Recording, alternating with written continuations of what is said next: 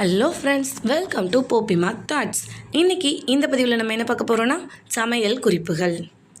சாதம் வடித்த பின்பு ஒரு டீஸ்பூன் நெய் சேர்த்து கிளறினால் சாதம் ஒன்றோடு ஒன்று ஒட்டாமல் இருக்கும். இரண்டாவது டிப்ஸ், காய்கறிகளை நறுக்கியதும் சிறிது மஞ்சள் தூள் அல்லது எலுமிச்சை சாறு தூவி சில நிமிடங்கள் வைக்கவும். காய்கறிகள் நிறம் மங்காமல் இருக்கும்.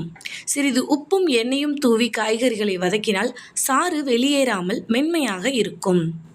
டிப் நம்பர் 3, குழம்புகளில் சிறிதளவு தேங்காய் எண்ணெய் சேர்க்கவும். அது குழம்பின் வாசனையையும் சுவையையும் அதிகரிக்கச் செய்யும்.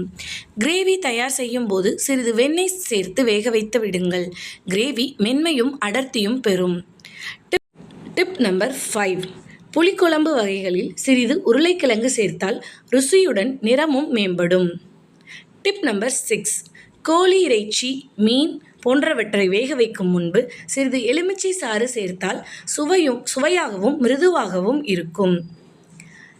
டிப் நம்பர் 7, மீன் வதக்கும் போது மஞ்சள் தூள் மற்றும் சிறிது தயிர் சேர்த்து 10 நிமிடங்கள் ஊற வைக்கவும்.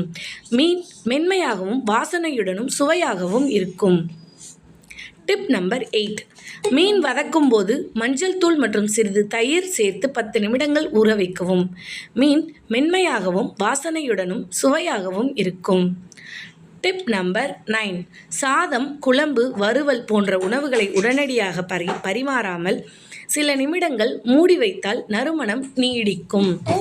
இந்த பதிவு பிடிச்சிருந்தா லைக் பண்ணி, ஷேர் பண்ணி, சப்ஸ்கிரைப் பண்ணுங்கள்.